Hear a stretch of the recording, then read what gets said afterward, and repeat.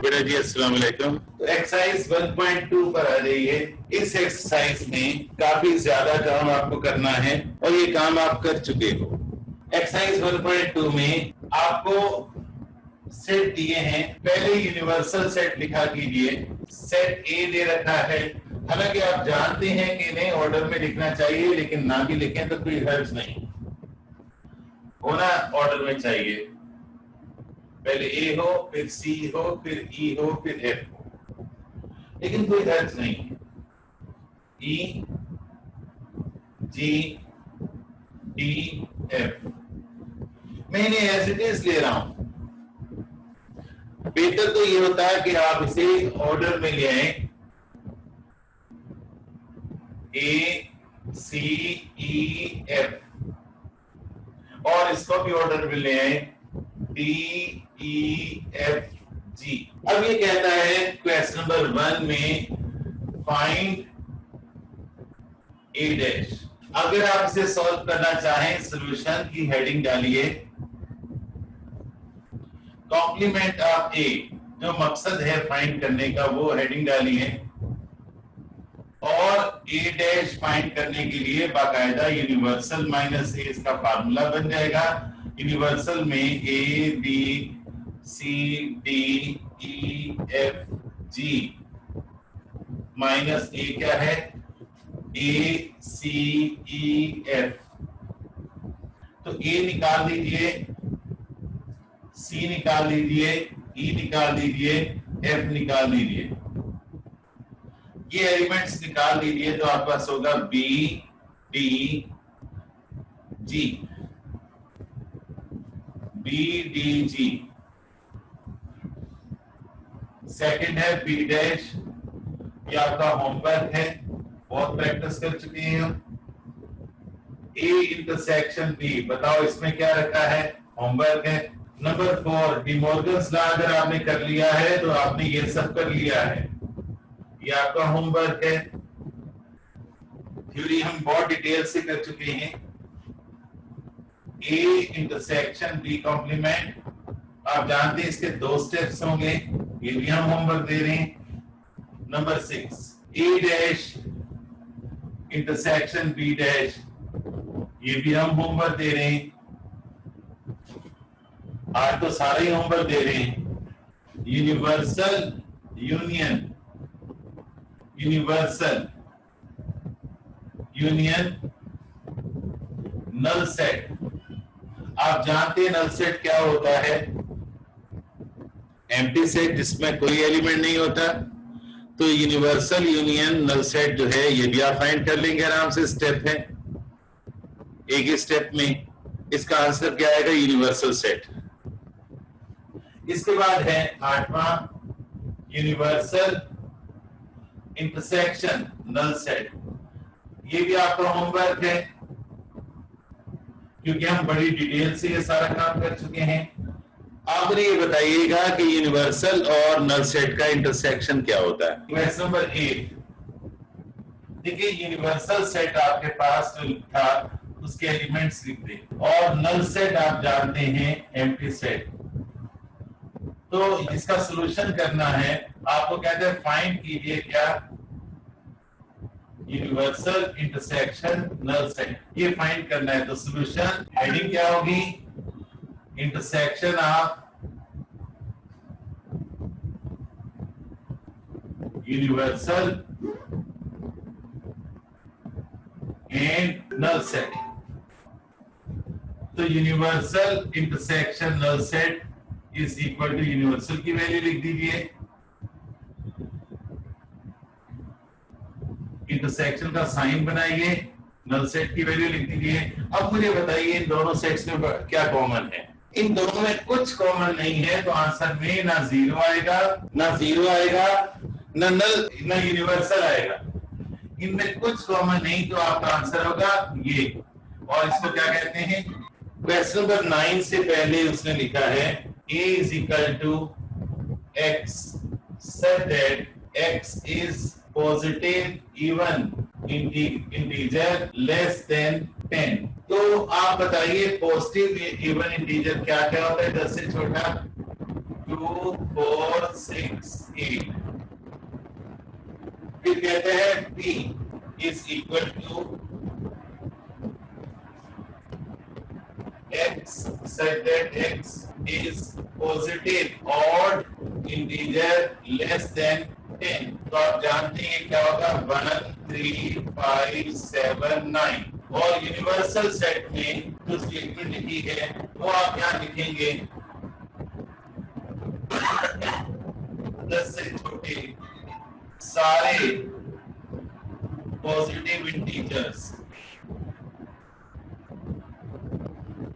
अब सही में लिखिएगा कि ए बी बना है यूनिवर्सल से, बी बना है यूनिवर्सल से, तो A is a subset of universal and B is also a subset of universal. अब इसने क्वेश्चन नंबर 9 में क्या कहा है, सेट आपके सामने है ए यूनियन बी डैश। क्या कर सकते हो बच्चों, मैं आपको करवा चुका हूं। हाँ बेटा, ये सारे क्वेश्चन जो हैं ये भी मैं आपको होमवर्क दूंगा। A dash intersection B, A dash intersection B dash, A symmetric difference B.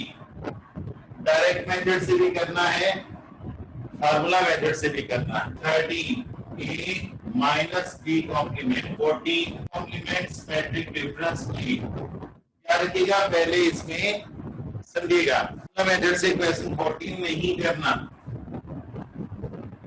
Question number 14 करने के लिए मेन हेडिंग होगी symmetric difference of A complement and B. Solution step 1, हम पहले कॉम्प्लीमेंट ऑफ ए मालूम करेंगे, ए डैश फाइंड करेंगे जो यूनिवर्सल माइनस ए होगा।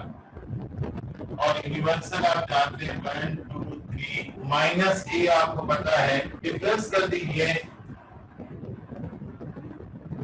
तो आपके पास है 1 3 5 7 9। स्टेप 2 का symmetric difference of A dash. तो बेटा A dash symmetric difference B direct कर लीजिए। आप जानते हैं बी आपके पास क्या है। देखिए सिमेट्रिक डिफरेंस डिफरेंस की तरह ही होता है, लेकिन आप क्या करते हैं दूसरे सेट और पहले सेट दोनों की जो कॉमन वैल्यूज हैं, दोनों सेट की जो कॉमन वैल्यूज हैं वो छोड़ देते हैं। अब देखिए यहां भी है, यहाँ भी है, दोनों से निकल गया, यहाँ ये दोनों निकल गए, ये दोनों निकल गए, ये दोनों निकल गए, ये दोनों निकल गए, तो आपके पास बाकी क्या बचा? तो A complement symmetric difference B जो है वो क्या हुआ, नल सेट। ये आपका आंसर है, मैंने इसे डायरेक्ट किया है। लेकिन मैं आपको एडवाइस करता हूं कि अब आप इसे फार्मूला मेथड से भी करें।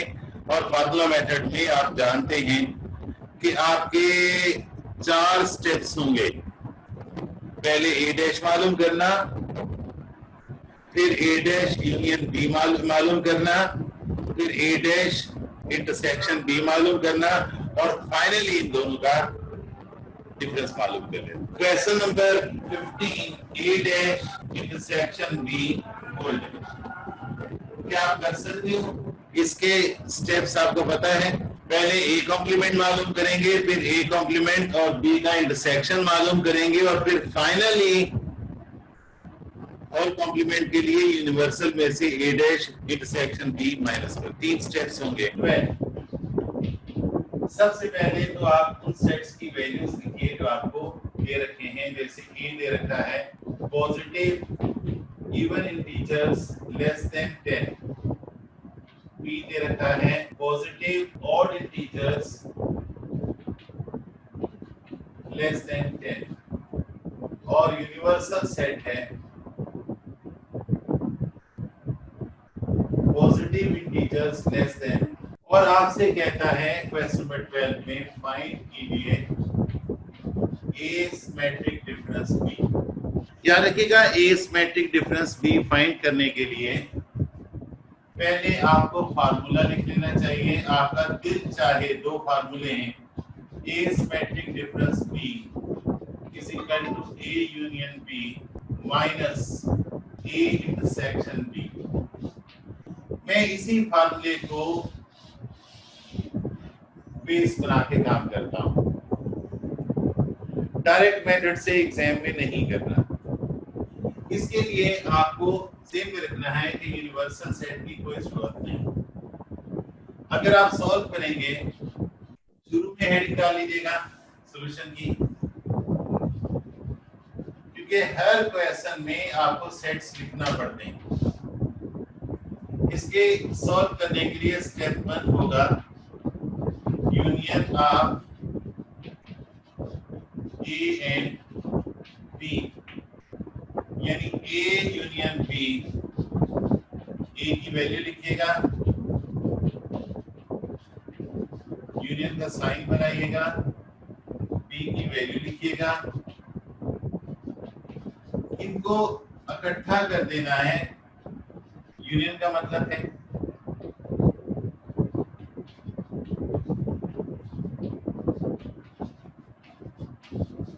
कि आपके पास ए यूनियन बी आ गया। Step 2 intersection of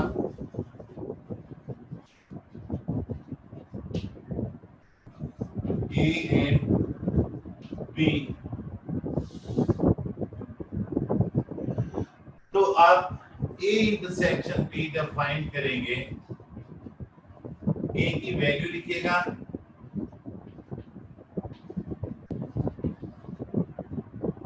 intersection B की वैल्यू लिखिएगा। इनमें कुछ कॉमन नहीं है, तो आपका इनका इंटरसेक्शन जो है वो नल सेट है। फाइनल स्टेप डिफरेंस ऑफ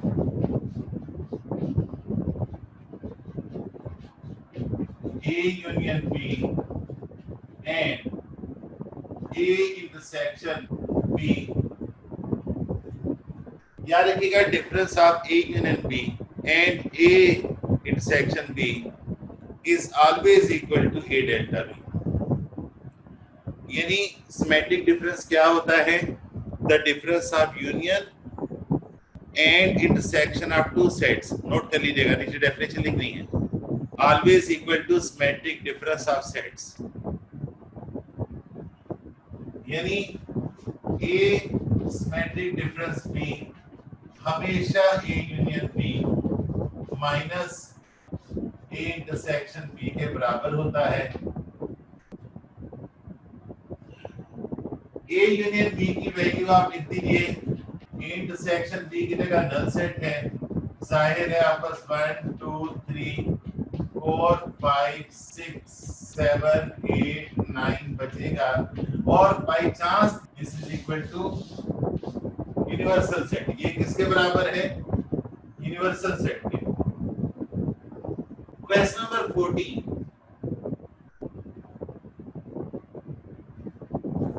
वो कहता है A dash intersection B find करें। तो मैं यहां पर फार्मूला बनाऊंगा ये। अगर आप डिटेल में करना चाहें तो आपका यहां स्टेप्स चेंज हो जाएंगे, आपके यहां 4 स्टेप्स हो जाएंगे। 3 स्टेप्स के बाद फाइनल स्टेप करेंगे। मैं जरा डिटेल में करवा रहा हूं। स्टेप 1 क्या होगा? कॉम्प्लीमेंट ऑफ ए फाइंड कीजिए, यानी A dash is equal to universal minus A. Universal की वैल्यू लिखेगा, पूरा लिखेगा 9 तक, माइनस ए की वैल्यू लिखिए 2 4 6 8।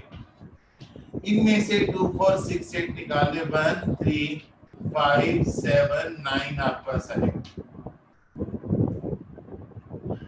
इसके बाद आपने स्टेप 2 चलना है, union of A dash and B. तो A dash union B is equal to 1 3 5 7 9 union B भी इतना ही है। तो बेटा इनका यूनियन यही हुआ। इकट्ठा करने पर भी। और स्टेप 3 में आप इनका इंटरसेक्शन फाइंड करेंगे। Intersection of A dash and B। तो A dash की जगह आप लिखेंगे 1 3 5 7 9, इंटरसेक्शन B की जगह भी, और बेटा इनका कॉमन भी यही है।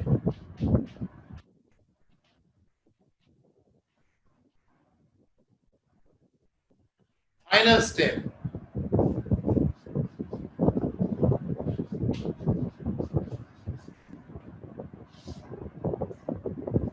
फाइनल स्टेप आपने हेडिंग डालनी है symmetric difference of A dash and B। Symmetric difference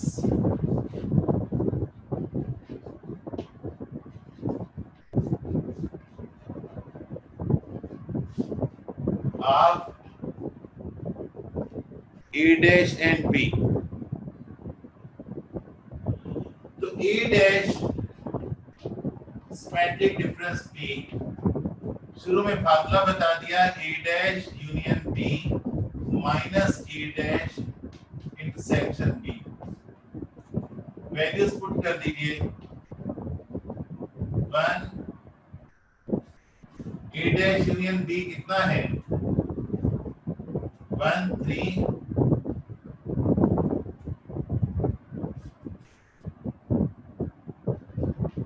5 7 9 minus 1 3 5 7 9। ये इसने खा लिया, ये इसने उड़ा दिया, ये थर्ड एलिमेंट ने खा लिया, ये फोर्थ एलिमेंट ने उड़ा दिया, और 9 बेचारा भी इस 9 से निकल गया। तो आपके पास क्या बचा? Empty set, and this empty set is called null set, the set which has no element is called। एक सॉफ्टवेयर इंजीनियर इकरा यूनिवर्सिटी से पढ़ने वाला अपने इंस्ट्रक्टर से पूछता है कि जूम पर ऑनलाइन क्लास के दौरान, सर ये एनी की कहाँ है? तो बड़े परेशान होते हैं, एनी की क्या? तो पूछते हैं कि तुम्हें इंस्ट्रक्शन क्या मिली है? तो कहता है कि सर लिखा है प्रेस एनी की। तो सर मैं तलाश करो एनी की कहाँ है। तो the set which has no element. अब पूछोगे सर ये नो एलिमेंट कहाँ है?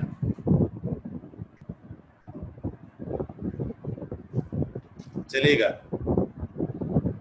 चलेगा है ना? चलेगा या जोड़ेगा?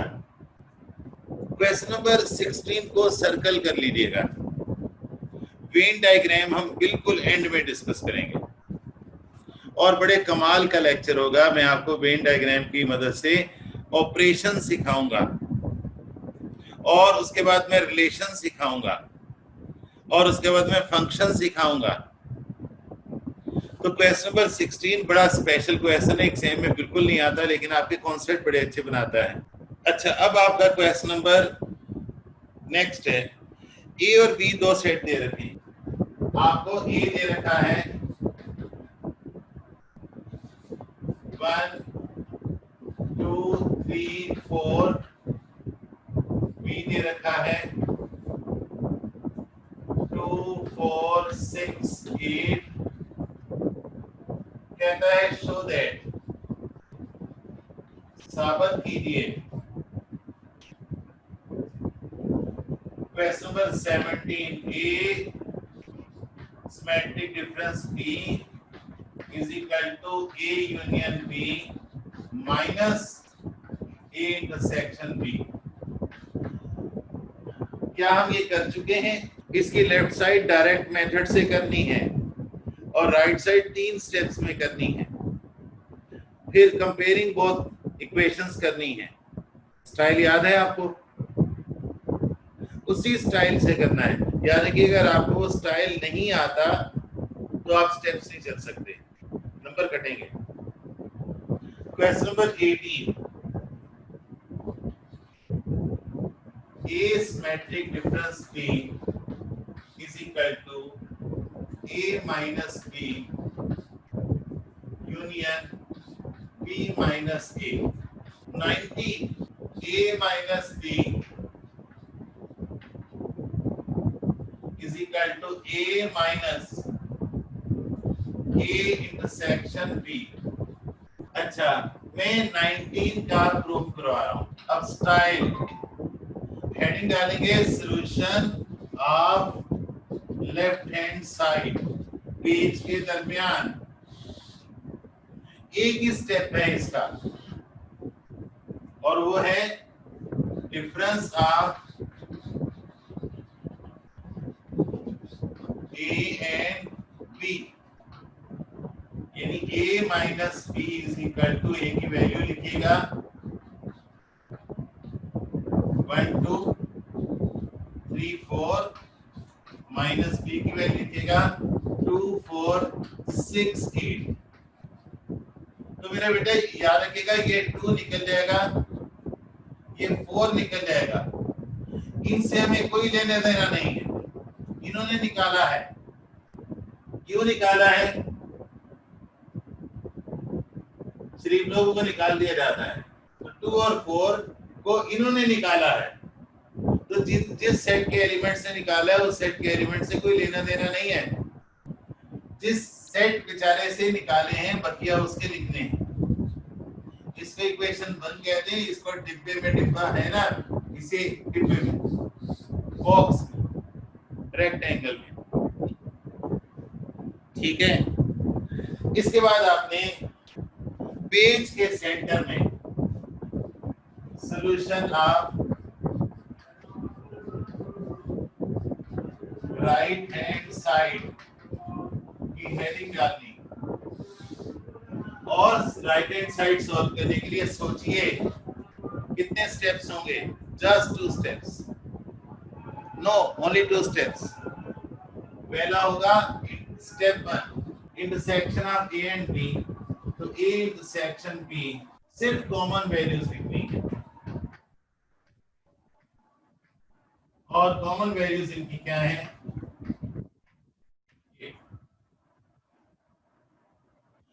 Step 2, this is final step. Difference of A and A intersection B. A minus A intersection B is equal to A की वैल्यू लिखिएगा माइनस A इंटरसेक्शन B की वैल्यू क्या है? निकाल बाहर कीजिए इसे भी और इसे भी। किसने निकाला? इसने निकाला। लंदन वालों को बता दीजिए किसने निकाला। अभी पाकिस्तानी भी निकलने वाले। राइट हैंड साइड का कंप्लीट सॉल्यूशन आ गया। तो जब आप सॉल्व कर चुके तो आप लिखना है बाय कंपेयरिंग। कंपेयर का मतलब मुआवजा करना, स्टेज पर नहीं करना। Equation 1 and equation 2 we can write. Compare कीजिए इक्वेशन 1 की और इक्वेशन 2, दोनों की राइट साइड क्या है? सेम है। प्रूव्ड। लो जी, क्वेश्चन नंबर 20 भी डिमॉर्गन्स लॉ है। क्वेश्चन नंबर 20 में सेट्स डिफरेंट हैं। 20 भी डिमॉर्गन्स लॉ है और डिमॉर्गन्स लॉ 2 तरह से लिखा जाता है। A intersection B complement whole complement is equal to A complement union B complement, और दूसरा है A union B whole complement is equal to A complement intersection B complement। 2 तरीके से लिखा जा सकता है। आपने इसे दोनों तरीकों से सॉल्व करने मेरे बच्चों। क्वेश्चन नंबर 21, अच्छा क्वेश्चन है। क्वेश्चन नंबर 21 करने के लिए पहले आप समझेंगे commutative property of union. Commutative property of union, देखिए यूनियन की कम्यूटेटिव प्रॉपर्टी क्या है? दो वैल्यूज का ऑर्डर ऑफ ऑपरेशन चेंज करने पर रिजल्ट चेंज नहीं होता। जैसे 2 + 3 कितना है? 5। 3 + 2 कितना है? तो ऑर्डर ऑफ एडिशन चेंज करने से क्या रिजल्ट चेंज हुआ? ऑर्डर ऑफ एडिशन चेंज करने से क्या रिजल्ट चेंज हुआ? नहीं। तो इसी तरह बेटा याद रखिएगा, ए यूनियन बी करें या बी यूनियन ए करें, नाक पर मुक्का मारे या मुक्के पर नाक मारे, रिजल्ट चेंज नहीं होगा। इसी तरह दो सेट्स का इंटरसेक्शन का ऑर्डर चेंज करने पर रिजल्ट चेंज नहीं होता। This property is called commutative property. The operation of two values, अब वैल्यू सेट मान लो, नंबर मान लो, ठीक है, मैट्रिसेस मान लो, याद रखिएगा resultant of two values does not change by changing the order of operation. यानी if you change the order of operation, the result will never be changed. अब चेक करते हैं नंबरों पर, तो एडिशन जो है उस पर, एडिशन पर कम्यूटेटिव प्रॉपर्टी लगती है। नंबरों में 2 - 3 करें या 3 - 2 करें, रिजल्ट सेम हुआ, क्योंकि 2 - 3 -1 है, 3 - 2 1 है। 2 - 3 is not equal to 3 - 2, so this is not commutative. Subtraction is not commutative. Subtraction of numbers is not commutative. Commutative का मतलब है दो वैल्यूज के ऑपरेशन की तरतीब बदल दी जाए, रिजल्ट चेंज ना हो, तो इसको कहते हैं कम्यूटेटिव प्रॉपर्टी। अगर दो वैल्यूज को ऑपरेट करने, जमा, तफरीक, ज़रब, तकसीम, यूनियन, इंटरसेक्शन करने से अगर रिजल्ट चेंज नहीं हो रहा, तो वो ऑपरेशन क्या है? कम्यूटेटिव है। क्या 2 × 3 और 3 × 2 सेम नहीं है? तो याद रखिएगा 2 × 3 करें या 3 × 2 करें, ऑर्डर ऑफ मल्टीप्लिकेशन चेंज करने से रिजल्ट चेंज नहीं होता, तो मल्टीप्लिकेशन इज आल्सो कम्यूटेटिव। अच्छा, अब आइए सेट्स की तरफ। क्या a - b और b - a बराबर होगा? कभी नहीं होगा। तो इसका मतलब है कि difference is not commutative. Difference of two sets is not commutative, but union of two sets is commutative.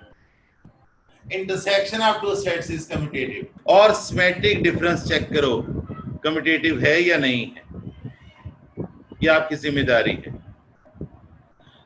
कैसे सिमेट्रिक डिफरेंस? आप देखो, कोई से भी दो सेट ले लो, ए सिमेट्रिक डिफरेंस बी और बी सिमेट्रिक डिफरेंस ए फाइंड करो, ठीक है ना, और ये देखो कि क्या ये इक्वल है, ये नॉट इक्वल है, ये आपने चेक करना है। आइए क्वेश्चन नंबर 21 को सॉल्व करते हैं। इसने ए पार्ट में दो सेट्स दिए हैं, हमें चेक करनी है commutative property of union and intersection. Commutative property for union check करना है।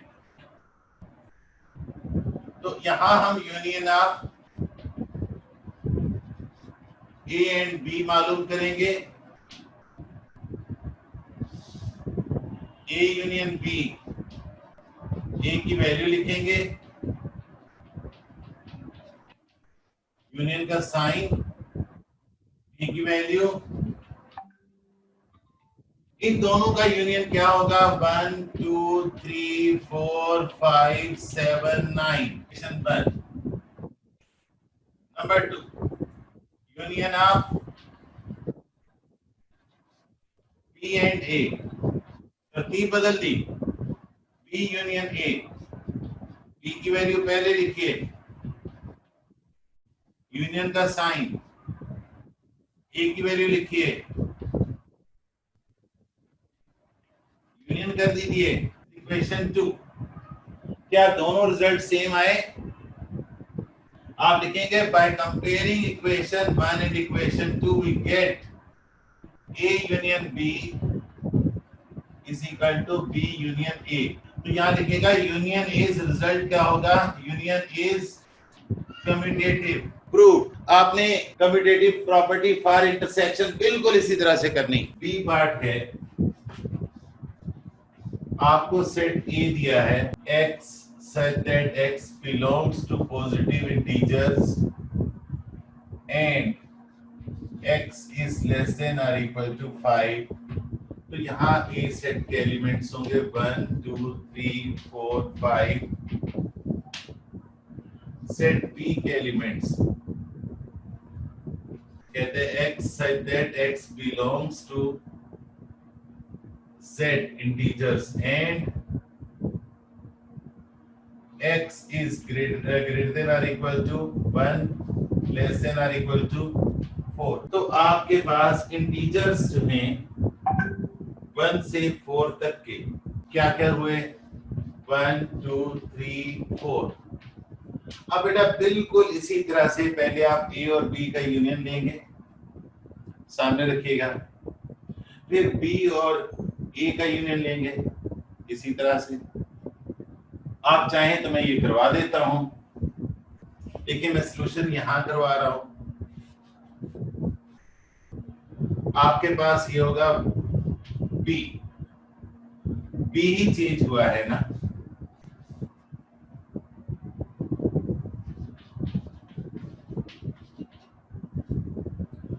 One two three four. तो बेटा आपके पास इन दोनों का यूनियन जो है 1 2 3 4 5 आया।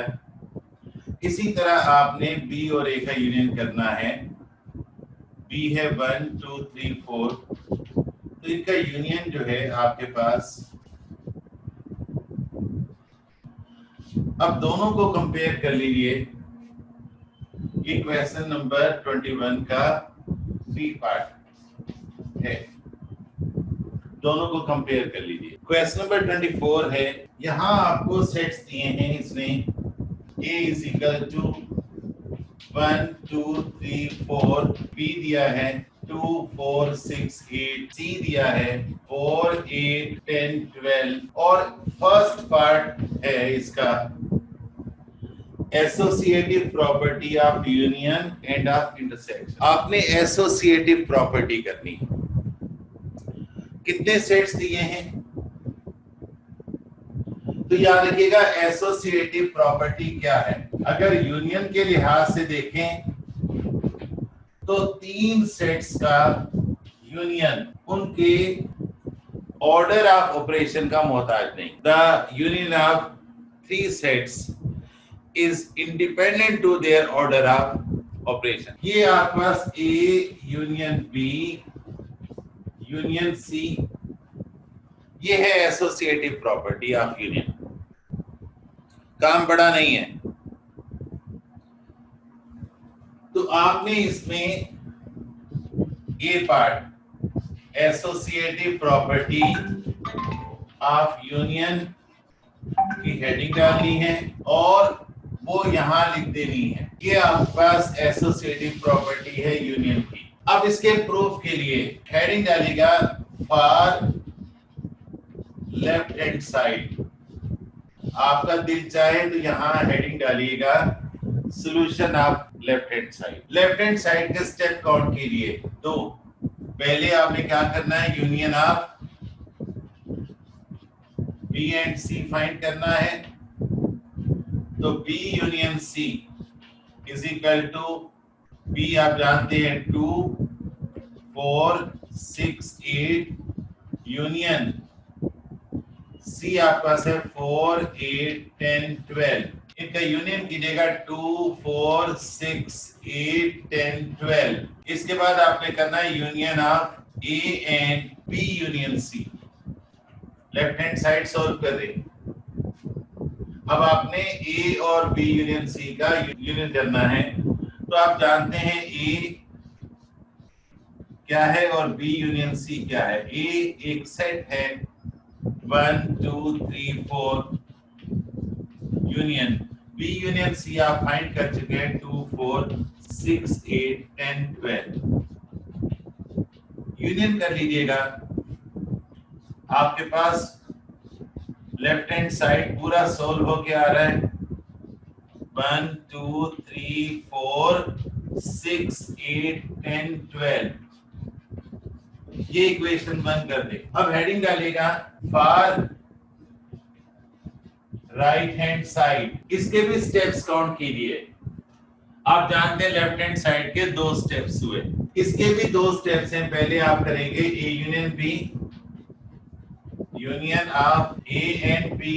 तो ए यूनियन बी फाइंड कर लीजिए। ए की वैल्यू आप जानते हैं 1 2 3 4 है। यूनियन बी की वैल्यू आप जानते हैं, गिवन है। इनका यूनियन कर लीजिए, आपका आएगा 1 2 3 4 6 8। नंबर 2, अब आपका अगला स्टेप है ये पूरा। अब क्या करना है आपने, union of A U B and C. Mathematics आपको तरतीब सिखाता है, स्टेप्स की तरतीब आपकी जिंदगी में तरतीब लाती। याद रखिएगा, तरतीब आपकी कारकर्दगी बढ़ाती है। याद रखिएगा, एक डेफिनेशन है, the measure of the disorder of a system is entropy. नाकारगी कहते हैं एंट्रोपी को। तो अगर आप की जिंदगी में बेतरतीबी बढ़ती रहेगी तो याद रखिएगा आपकी कारकर्दगी कम होती रहेगी। सोचों की तरतीब होनी चाहिए, लिखने की तरतीब होनी चाहिए, बात करने की तरतीब होनी चाहिए, कमरे में चीजें रखने की तरतीब होनी चाहिए। याद रखिएगा, इन सब को तरतीब में रखने को कहते हैं मैनेजमेंट। मैनेज करना। गुस्से को मैनेज कैसे किया जाता है?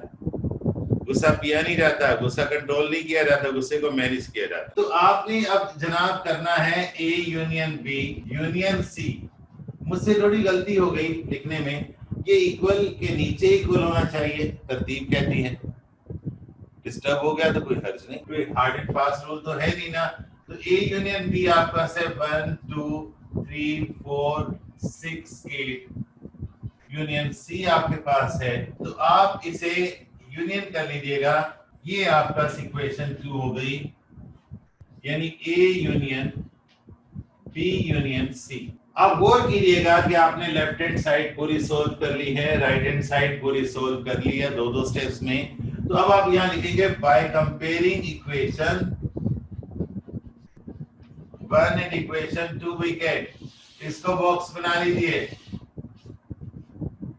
इसको नुमाया करने के लिए बॉक्स में ले आइए। By comparing equation 1 and equation 2 we get, गौर कीजिए दोनों इक्वेशंस के राइट साइड बराबर हैं, इसलिए आप बड़ी आसानी से कह सकते हैं कि A union B union C is equal to A union B union C। तो आपने वेरीफाई करना था एसोसिएटिव प्रॉपर्टी ऑफ यूनियन। और याद रखिएगा, कम्यूटेटिव प्रॉपर्टी के लिए 2 सेट होते हैं और एसोसिएटिव के लिए 3 सेट होते हैं। अगर आप यहां पर नोट कर लिया होगा, अगर आपने बात इंटरसेक्शन की करनी हो, इसका फर्स्ट का सेकंड पार्ट, मैं इसे बी कहूंगा। देखिए तरतीब, इंटरसेक्शन के लिए एसोसिएटिव प्रॉपर्टी को चेक करना है। तो जहां जहां यूनियन है वहां वहां इंटरसेक्शन कर दीजिए। देखिए खाली जगह पुर कर रहा हूं, करना कुछ नहीं है, हर जगह में यही कर रहा हूं। जहां यूनियन लिखा है वहां क्या कर दो, मैं मिटा रहा हूं, इंटरसेक्शन कर दो। Number 1 intersection of B and C. तो बी इंटरसेक्शन सी करने के लिए यहाँ, तो आप जानते हैं इनके कॉमन एलिमेंट्स क्या हैं, 2 नहीं है 4 है बस। तो आपके पास यहाँ जो रिजल्ट होगा वो सिर्फ क्या होगा, 4। उसके बाद इंटरसेक्शन ऑफ, पूरा लिख देना, A and B intersection C. आपने इंटरसेक्शन करना है, ये तो वही रहेगा, लेकिन आपके पास बी इंटरसेक्शन सी चेंज हो गया है और वो क्या है 4। अब इनका कॉमन क्या होगा, यहां इंटरसेक्शन कर देना। अब इनका कॉमन क्या होगा 4 होगा। ये आपका इक्वेशन 2 आ गई, 1 आ गई। बिल्कुल आपने यहां भी राइट हैंड साइड में इंटरसेक्शन कर देने हैं सारे। फाइनल रिजल्ट क्या होगा, ये इंटरसेक्शन हो जाएगा, ये इंटरसेक्शन हो जाएगा, ये इंटरसेक्शन हो जाएगा, ये इंटरसेक्शन हो जाएगा। This is your homework. अच्छा, distributive property of union over intersection. देखिए 3 मल्टीप्लाई बाय 5 प्लस 2 लिखा हो, आप जानते हैं इसको अगर ऐड कर देंगे तो 7 हो जाएगा, 7 3 are 21। लेकिन अगर आप इसे करना चाहे 3 multiply by 5 plus 3 multiply by 2, bracket खोलेंगे, 3 इससे भी मल्टीप्लाई हो रहा है और 3 इससे भी मल्टीप्लाई हो रहा है, 7 3 are 21। अब देखिए 15 प्लस 6 कितना आया 21। ये कहलाती है distributive property of multiplication over addition. इसी तरह distributive property of union over intersection ये। और अगर आपसे कहा जाए distributive property of intersection over union लिखो, तो आप क्या लिखोगे, ए यूनियन को क्या कर दोगे इंटरसेक्शन, और इंटरसेक्शन को क्या कर दोगे union. Distributive property of intersection over union. अब आपका आंसर क्या होगा, ए इंटरसेक्शन बी, यहां देखो ए यूनियन बी, और यूनियन यहां देखो इंटरसेक्शन है A intersection C. This is the distributive property of union, no, distributive property of intersection over union. अब ये आपने अच्छी तरह ज़हन में बिठा लेनी। अगर आपको इसको साबित करना हो तो मैंने आपको टेक्निक बता रखी है, मेथड बता रखा है, और हमने इसकी बड़ी प्रैक्टिस की है, काफी अरसा हो गया। आपने इसकी लेफ्ट हैंड साइड अलग से सॉल्व करनी है। सोचिए लेफ्ट हैंड साइड के कितने स्टेप्स हैं। पहले आप ए इंटरसेक्शन सी करेंगे, फिर A union B intersection C करेंगे, 2 स्टेप। फिर आपने राइट हैंड साइड सॉल्व करनी है, कितने स्टेप्स हुए, ए यूनियन बी अलग, ए यूनियन सी अलग, और फाइनली इन दोनों का इंटरसेक्शन। तो लेफ्ट हैंड साइड को सॉल्व करेंगे, आपके पास होंगे 2 स्टेप्स, और राइट हैंड साइड को सॉल्व करेंगे, आपके पास होंगे 3 स्टेप्स। तो आपने लेफ्ट हैंड साइड अलग से सॉल्व करनी है, राइट हैंड साइड अलग से सॉल्व करनी है, और फिर इनको कंपेयर कर लेना है। रिजल्ट बिल्कुल दोनों तरह सेम आएगा। ठीक है बेटा जी। तीसरा है distributive property of intersection over union. ये भी आपने खुद करना है, प्लीज ध्यान में रखिएगा, ये भी आपने खुद करना है। तो इस चैप्टर में वेन डायग्राम के अलावा मैंने सारे क्वेश्चन करवा दिए। एक क्वेश्चन मैंने वेन डायग्राम वाला बिल्कुल आखिर में रखा, क्योंकि मैं वेन डायग्राम पर एक अलग से पीरियड लूंगा और ये बड़ा शानदार पीरियड होगा। आप मुझे बताइएगा कि आप मुझसे सीखने की तवक्को करते हैं या सॉल्यूशन की तवक्को करते हैं।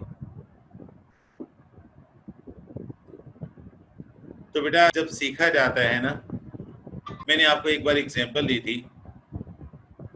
मैंने कहा था कि आपका घर का ओवरहेड टैंक काफी बड़ा होगा। आपके घर में 2 ओवरहेड टैंक हैं, सारे छत पर ही होंगे, और छत मार्बल की है, और दोनों टैंक्स में 5-5 टैंकर का पानी आता है। चलो 2-2 टैंकर का पानी आता है, डबल टैंकर पानी आता है। आप दोनों टैंकर के जो नल है, टूटी है, वो आपसे खुली रहेगी। एक की पूरी खुली है और दूसरे की कतरा कतरा गिर रहा है, और आप अब्बा के साथ घूमने, अम्मी के साथ घूमने नारायण चले गए। आप 15 दिन बाद आते हैं, टैंकी ए जिसका नल पूरा खुला रह गया, टैंकी बी जिसको कतरा कतरा टपकना है। आप नारायण गए, अपने फैमिली और मेंबर से मिलने गए, आप छुट्टियां गुजार के आए। मुझे ये बताइएगा टैंक ए और टैंक बी में कौन पहले खाली होगा?